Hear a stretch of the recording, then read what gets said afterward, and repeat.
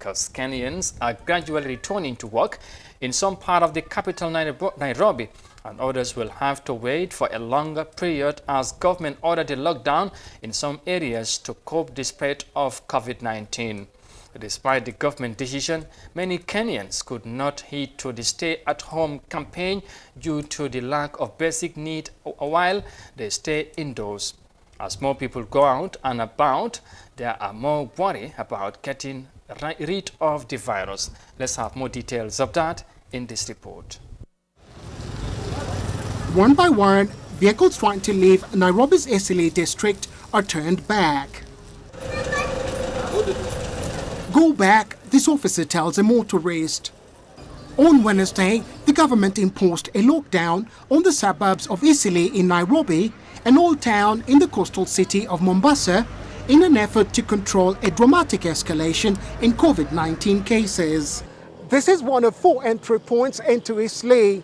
No one's allowed to enter or leave for the next fortnight as the government seeks to control the spread of COVID-19 within the community. Not even human traffic is allowed through. All shops and restaurants have been ordered shut. Of the 45 confirmed cases announced Tuesday, 29 were from Nairobi, all of them from this neighborhood. But if the lockdown was meant to scare Kenyans into action, it did not work. Across Nairobi, more and more businesses have reopened despite the government urging Kenyans to stay at home. The street vendor says mounting bills forced him back to work. Mwanzo kabisa nilikuwa nimefunga.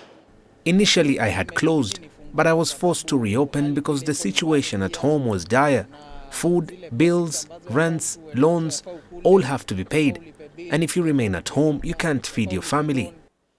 Google's latest weekly COVID-19 community mobility report, released Monday, says there's been a 16% increase in people accessing their places of work in the last 7 days. Despite the risks, for filmmaker Billy Namule, going back to work boiled down to one fact. Survival, basically. You have to go back to work because the government is not providing anything, basically. It's like they're not giving us any incentives to stay at home. So what are we going to do? You have to eat at the end of the day. Many say, despite the threat of COVID-19, a lack of government assistance has forced them out of their homes. I have no food in the house, and the landlord wants his rent. But the government is telling us to stay at home, but they're not assisting us. We're suffering. Despite the rate of people going to work still below the normal baseline, it was large enough to get police back on the roads to control traffic. And now, the concern is, whatever gains the country had made in the last month against COVID-19 may already have been wiped out in the last few days.